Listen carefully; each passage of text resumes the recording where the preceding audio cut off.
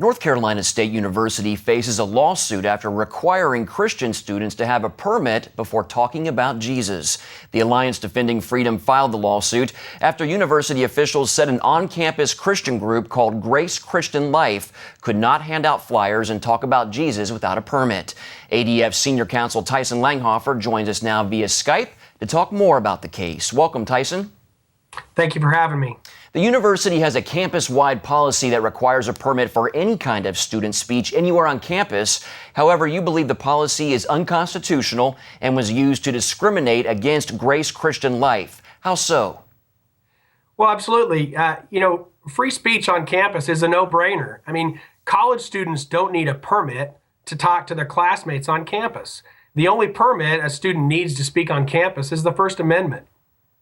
Well, how have other groups on campus been treated by the university? Well, our clients have a lot of this activity took place in the Tally Student Union, and our clients are in the Tally Student Union a lot.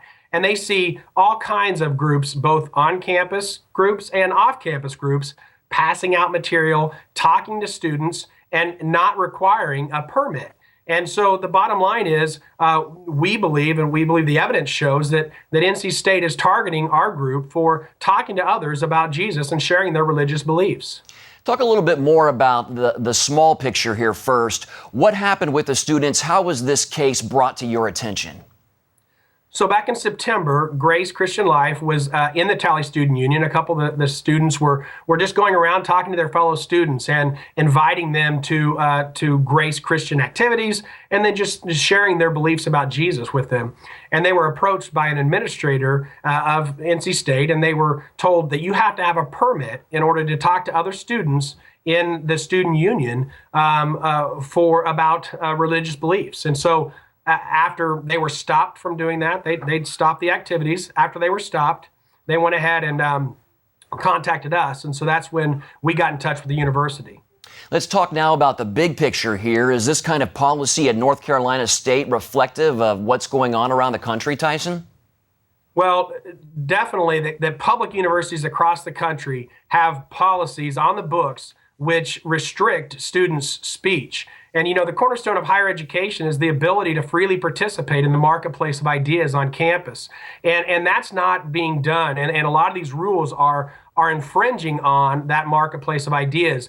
So there are a lot of bad policies, but this NC State policy is one of the broadest policies I've seen. I mean, it literally says, it covers the entire campus, and it says that you are required to get a permit prior to any oral speech to a passerby.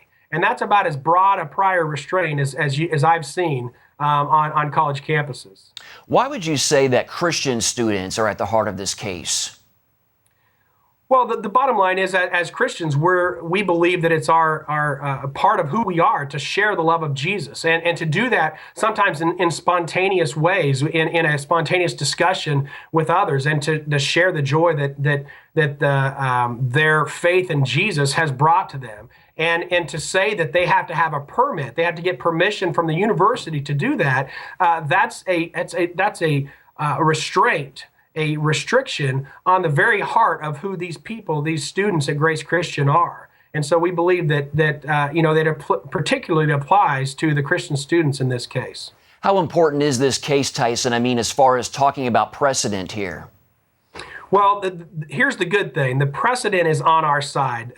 Courts consistently, including the United States Supreme Court, strike down these restrictive speech policies. And the idea that college campuses are a marketplace of ideas, that term comes from the Supreme Court and their cases, and they've consistently held that college students cannot be restricted in their rights to speak on campus. And we believe that that precedent will be upheld here.